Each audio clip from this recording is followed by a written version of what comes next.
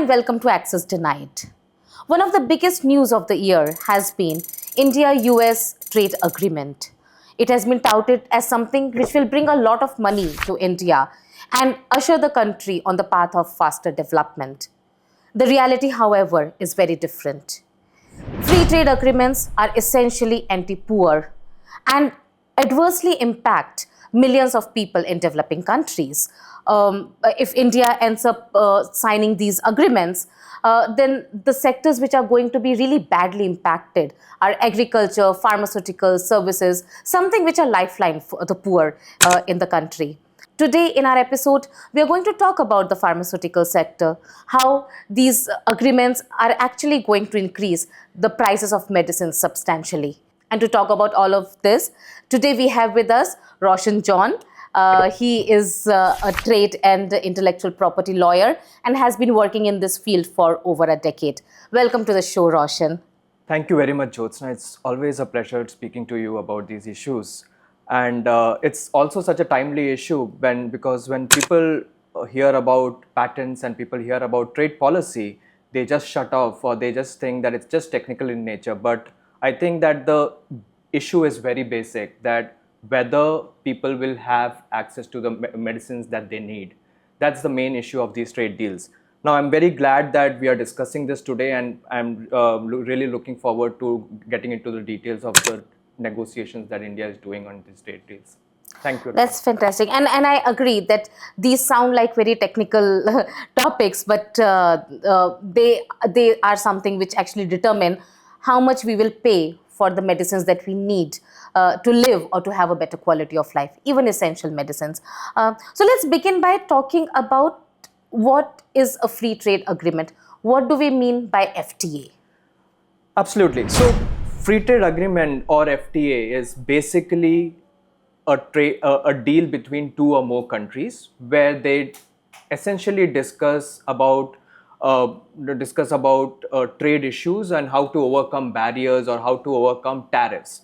Now, this was the entire idea of free trade agreements, but now it has become something more. It has become a place where you negotiate binding rules like intellectual property, digital trade, investment, agriculture, and these binding rules have an impact on the country's laws and policies. Now, for example, pharmaceutical industry through these FTAs push for stronger intellectual property regimes like patent term extensions or exclusivity protection for regulatory data. And at the end of the day, this has an impact on life-saving medicines, life-saving generic medicines. So that's free trade agreements, how developed countries and which mostly enter in with developing countries. Okay, so if I am correct, usually one side of the party will be of the richer countries and the other side which would be developing countries and the poorer nations. So obviously there is no sitting on the same table does not mean that they have equal power in negotiations because the rich countries have more power over these nations. What are the problems with FTAs? As you have already said, we know the power game, but if you can give us in more detail, say, the problems with the bilateral trade agreements, the opacity with which these FTAs are being talked about. So give us some details about that. Absolutely. That's a very important question as well, because what is there in the agreement is definitely an issue, but how it is being negotiated, it is also an issue. Now, as I mentioned earlier, that most of the trade deals are pushed by countries like US, UK, where they want stronger intellectual property protections, or they enter into agreement with developing countries. And as you rightly pointed out, the power game is always stronger with the one with the developed countries, because the way that these agreements are being negotiated is equally as important as what's the content of this agreement. Right. So first of all, these FTAs are bilateral or regional agreements between developed countries or developing countries. These are not WTO or international trade rules. Now, most of the countries that are under these negotiations are US, UK, and EU are pushing these agreement, and they have a greater leverage among compared to other developing countries. Now, it's not always that whatever the developing countries want will get it from the developed countries, and they have a more bargaining power. The developed countries have a more bargaining power in these kinds of agreement. Now, the second issue with these kinds of agreement are most of these agreements are shrouded in secrecy, right? Why do I say so? Is because when these agreements are being negotiated, none of the civil society or the public or experts have know what's being negotiated until and unless the agreement is being signed, right? So the public basically doesn't have a say in these agreements. Now, that's the major issue with such free trade agreements, that unless and until that the agreement is signed, we don't know what actually is there in the agreement. And once it is signed, it contains harmful provisions which could have a devastating impact on people's lives. So they are as undemocratic in nature as it can get. But shouldn't these agreements be discussed in the parliament? I mean, in democracies where there is an elected government and there are representatives of various constituencies and people in parliaments, they should be discussed, and it should not be a secret what the country and the government is negotiating on behalf of the people, on behalf of, in case of India, more than a billion people. So I mean, and it doesn't happen, right? I agree. That's like an absolutely valid We point. get to know after the agreement has been signed, and then it is very difficult to push back on it. Absolutely. I mean, we get to know after the agreement is signed. In often cases, these agreements, at least in the case of India as well, these agreements doesn't have to go through the parliamentary process as well. So whatever the government of India agrees in this agreement, they do not have to ratify it with the parliament. That's another major concern, because if they would have to go to the parliament and ratify it, such processes puts an extra layer of scrutiny with these agreements. Absolutely. But when now the situation is, once the deal, as I said, the deal is only out in the public once it is signed completely, and we will get to know it only after it is signed and the changes in the domestic legislations take place. So that's and once it is signed, there is no going back. It's very difficult to go back on the commitments that we have made with developed countries. And the other issue with these kinds of agreement is, like with every free trade agreement, the envelope starts getting bigger. You push the envelope open, and historically, if we see any trade talks, because you mentioned about US as well, any trade talks that the US has been party to, intellectual property, which is one of the major concerns for medicine prices, the United States push stronger IP regimes. It's known to push stronger IP regimes in most of the FTAs.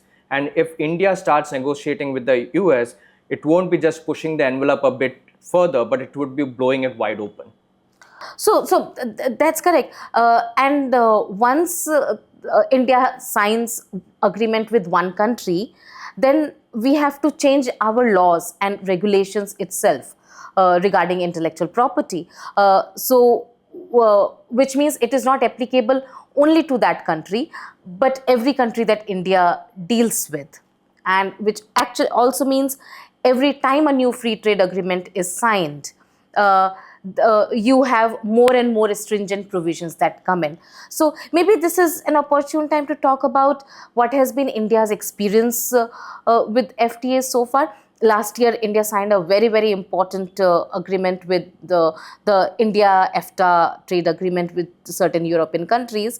And India had to make some fundamental changes to its patents rules.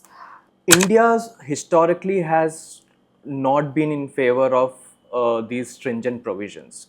Now, we have seen for the last 15 years, India has strongly pushed back, whether be it the Asia Pacific Regional Agreement, the RCEP. India pushed back on these stringent provisions. They pushed back. They have been pushing back US's demands on stringent IP laws for over 15 years now.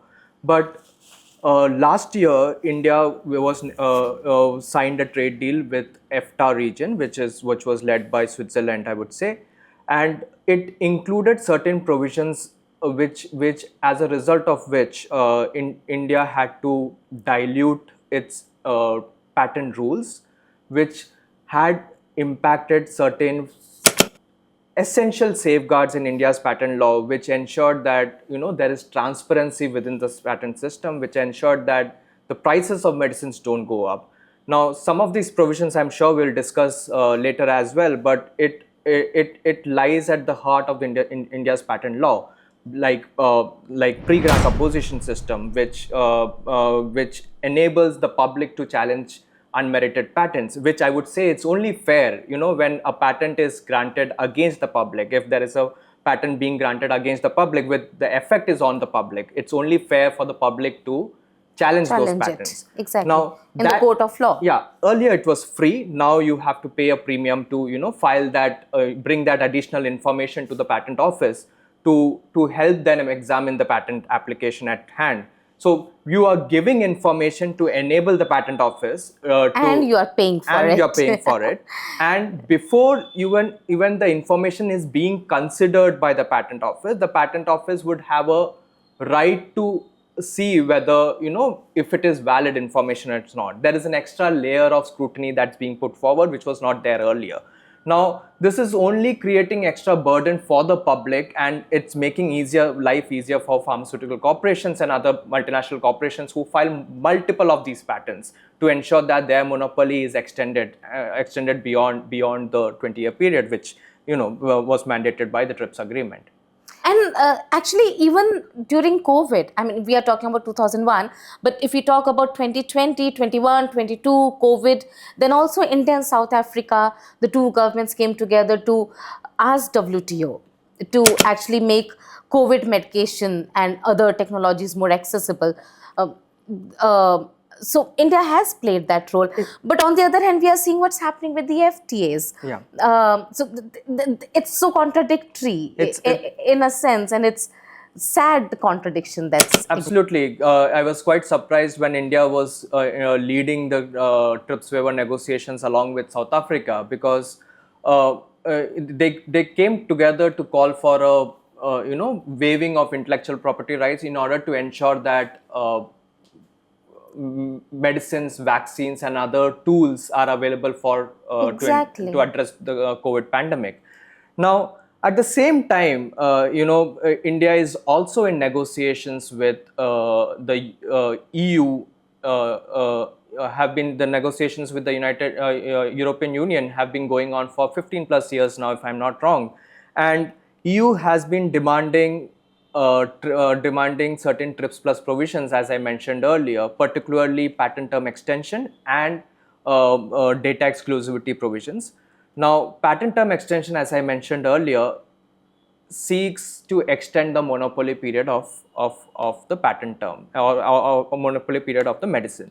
Now, the reason that most of the time pharmaceutical corporations are giving that, they lost time to get the patent granted at the first place, so they want a extended period of monopoly, which is usually extends up to 5 years, right? Now, surprisingly, this was the same justification that were given during the TRIPS negotiations as well, that it takes a longer time to grant patents or examine patent applications. So that's the reason that this 20-year period is 7 to 20 it came to. 7 to 20 years. It had a varied patent protection across countries. Have different kinds of patent protection, different terms of patent protection, and that's the reason that it was extended to 20 years at the first place. Now, most of the time, it's now been argued that for the same reason, that because there's time lost in getting patents, so that's the reason that we need patent term extension. The other thing is about data exclusivity, where the TRIPS provides for data protection, but they ask for data exclusivity. Now, what is data exclusivity is that once the patent is granted on a medicine particularly, and before coming to the market or before being made available to the people, the originator company or any company has to go through regulatory approval, and for that they require certain kind of data to be submitted to ensure that the drug is safe and efficacious to the effective, so before introducing to the market. Now, that the data that you submit for the TRIPS says that you cannot commercially disclose that data. That means that the regulator cannot publish that data into the public domain. That's Okay. that's a fair, and India is compliant on that.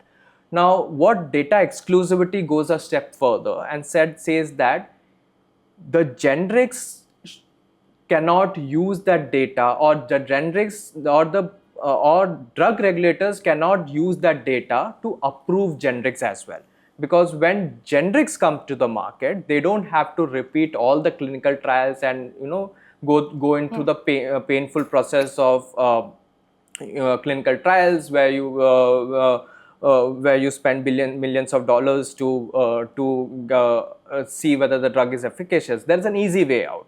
The easy way out is you compare the originator of the first approved product with your product through bioequivalence and biosimilarity studies, and if it is comparable, the drug regulator grants approval. And how does the drug regulator do that? They compare the data that's been already submitted to the drug regulatory authority without disclosing it to the generic company. So in any case, doesn't go to the generic company, but is used by the drug regulators to compare and ensure that the product of the generic company is as good. Correct. Now, even this is not allowed. Now, the drug regulators also cannot use it. Yeah. So in data exclusivity, they are saying that for a period varying from 5 to 12 years, depending upon the drug, the generic you cannot compare the originator product with the generic for a particular duration of this period. You cannot compare this product. Once that is over, you can, of course, generics can come into the market. Now, the problem with this is that in most of the cases, generics can seek marketing approval way ahead of the patent term is expired. Now, why is that case so? So that the very next day, suppose for example, today the patent is expiring, the very next day the generics can come into the market, right? So that's why they have this, they are done with the regulatory process before the patent expires. As good as So, and you have the data basically sitting in the shelf. Yeah, you have. You just can't use it. I mean, also it's not ethical to repeat all these clinical studies and clinical trials. Absolutely. Because you at a time when you can offer that drug, offer the generic medicine to a particular person, you should not let this happen where you have to repeat all this clinical trials. Yeah, like to one cohort you will be giving a substandard medicine, relatively less effective for clinical trial. Or placebo, which has no effect, or so you have to repeat all this clinical trials. Despite already knowing that there is a new medicine which works for the people. Despite already knowing that there is a generic version available at a cheaper cost, and if that can be given by simply comparing with the data that is already being submitted, you save time, you save lives. Yeah. So this is what, if India goes ahead with signing the agreements it is discussing with EU, UK and US, we have in store. So data exclusivity is one. Patent extension, which means more years of patent itself, is other. Are there more threats to... And Indian law doesn't allow all of this till now. Yeah, Indian law doesn't allow all of this till now. And is something else also in store? So these are the two provisions that are there in the EU-India FTA. Why we know this? Because EU has published its negotiating position.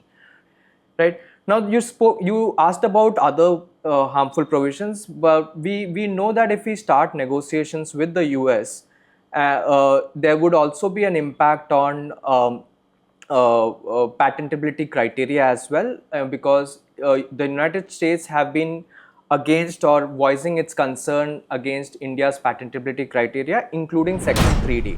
Now, what Section 3D does is that it prevents evergreening of patents. It says that you cannot patent a new use, new form, or any no frivolous patents. Yeah, no frivolous unless patents. It is an actual innovation.